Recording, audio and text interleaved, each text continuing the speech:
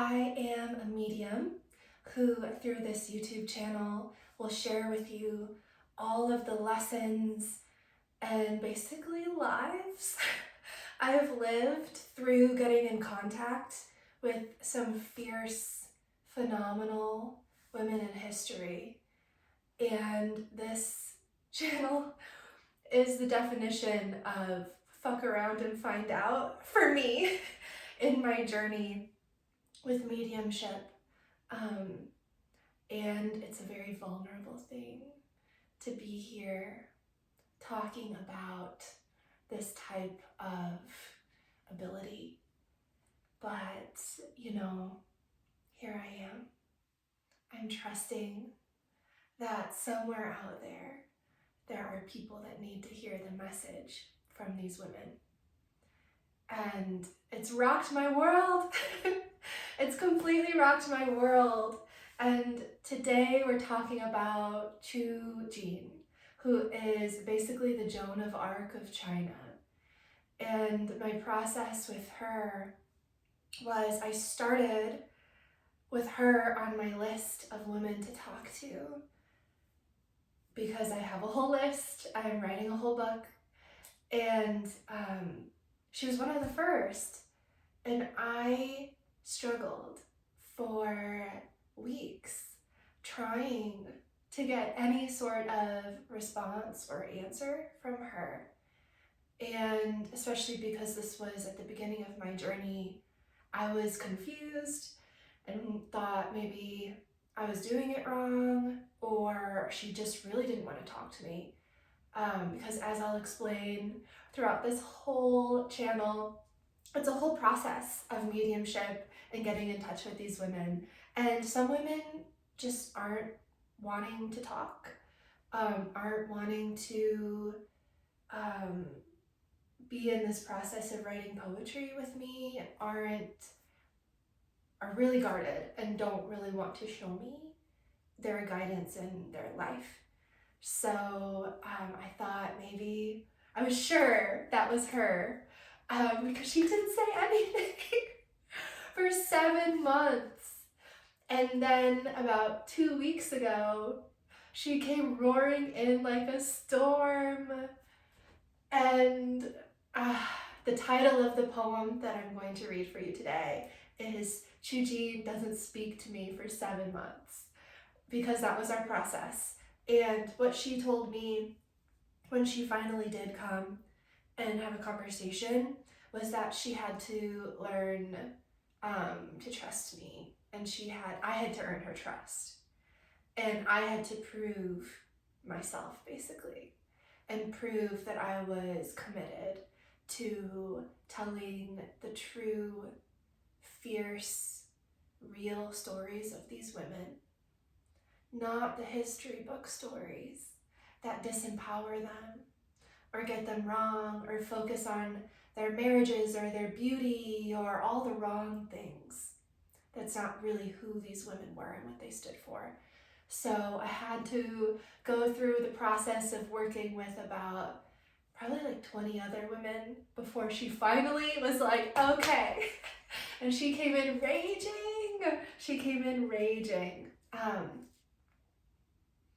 And she is also part of the reason, or the big motivator as to why I am here talking to you today. Because it's a very scary thing, putting yourself out there and saying, hi world, I'm a medium. It's just like, oh my gosh, I have goosebumps even saying it. It's terrifying. And I'm like, the whole world is gonna think I'm absolutely bananas. And she said, the ones that think you're crazy are the ones without the capacity to hold it. And that was the kick in the butt I needed to get on here and read her story to you today. So, I'm so excited.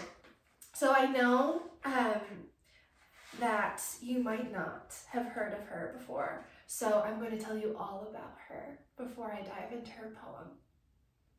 So like I said, she is known as the Joan of Arc of China. And she's a revolutionary feminist and a poet. So she grew up in a pretty well-to-do family with a father that was in the military.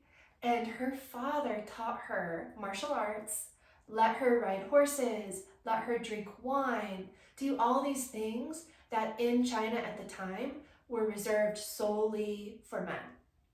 So she had a pretty remarkable and free girlhood where she got to be fierce and really express herself. And she was also, as a girl, writing poetry, which is a big theme for her. And at the age of 21, she was forced into an arranged marriage. And her dad pretty much held off as long as he could because she told me she just loved her dad.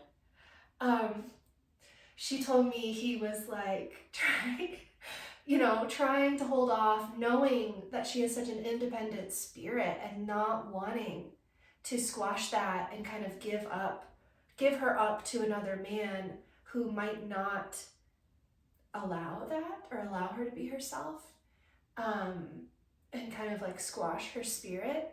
But 21 was like very, very old. And so he didn't want to completely ruin her future by not arranging for a marriage at all, but he just tried to give her as much of that like pure, innocent time for her to just truly be herself as he could. So in this marriage, she had 2 children, she continued to write, and eventually she unbound her feet, drank copious amounts of wine, this is in the marriage, began wearing pants, so began cross-dressing, which is really cool, and joined a revolutionary group. And the goal of that group was overthrowing the government, the current government. So pretty radical. And she actually eventually left her husband and went to Japan to go get an education. So that's what poem number 2 that I'll read for you is all about, like that choice of leaving your children for a future that you know is meant for you. So she sold jewelry in order to get a ticket to get from a boat from China to Japan, and there she studied and got herself an education, and she became further committed to bringing about a revolution in China there. So eventually she returned to China and she started the Chinese Women's Journal. She learned bomb making and she ran a school that was basically a front for like training little revolutionaries. So she was very active in trying to overthrow this government and this imperial system with the emperor.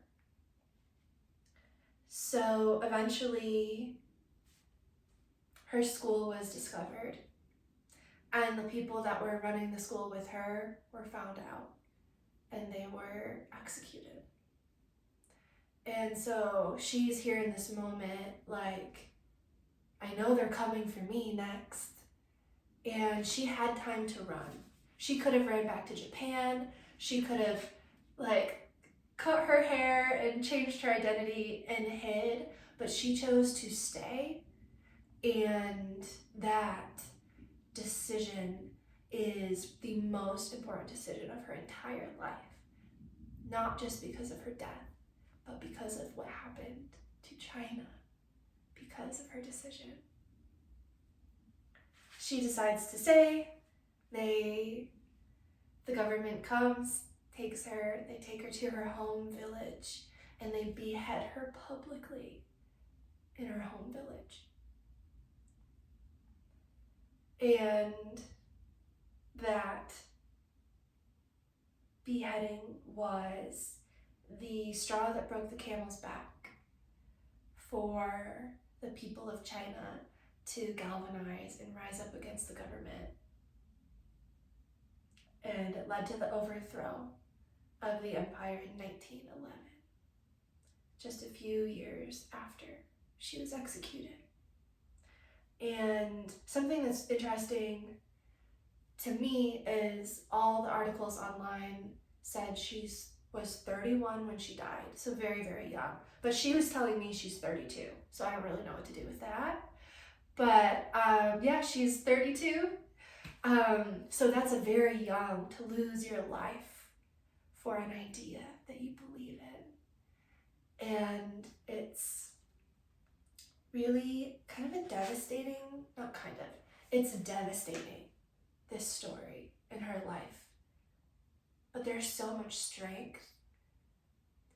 And if we can just have one iota of her amount of determination and one iota of her fierce ability to stand up for what we believe in today, that's what we can take away. That's her power and her strength. It gives us that invitation to step up and say, I will not go. You can behead me if you want. I believe in what I believe in, and I'm gonna get it. So we love her. Here is the very first poem, and I hope that you enjoy it. Qiu Jin doesn't speak to me for 7 months, until she does. She doesn't trust until it's earned. She doesn't speak unless it's sacred. She only sits down to dinner with those who would fight wars for her, with her. Now, she sees my sword. She passes me rice, spiced shark, and asks, what would you be willing to do for our freedom? I take the plate. I don't answer. She already knows. War songs from all 4 directions. We share rice wine. It billows and clouds. Chrysanthemums bloom everywhere. The autumn air, cool and clean, as if freshly cleansed. A hero that won't leave the path. A woman who won't run. My robe is stained with tears. They come to the edge of our hill. She says, you must hold your darkness like a knife. You must hold it. Cut the other women free. There are lines from this poem that are from her poem called River of Crimson, A Brief Stay in the Glorious Capital, translated by Yilin Wang. And those lines from her poem directly is war songs in all 4 directions, chrysanthemums bloom everywhere, the autumn air cool and clear as if freshly cleansed. So, and my robe is stained with tears. It's from her poem. So I loved the process of incorporating that into this piece and using both her words and my words. I think it's pretty cool. All right, second poem. And this poem focuses more on her relationship with her husband, and the conversation was about like what was it like? What did it take to get yourself on that boat? Because that's a life-changing, profound decision, and to pack up and leave your children and your husband. I felt like that was something I really wanted to understand about her and to hear from her that process and her thought process and kind of what she was going through. So this poem is called Tell Me What It's Like. to leave your babies for war. Not a battle of armies, but of future, of having to leave to become who you're meant to be.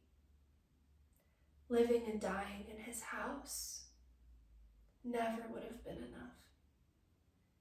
I tended that fire in the kitchen until I became it. So this is her talking now. So the beginning is me asking the question, and this part is her speaking. I tended that fire in the kitchen until I became it. I fed his mother cold congee until I wished her dead.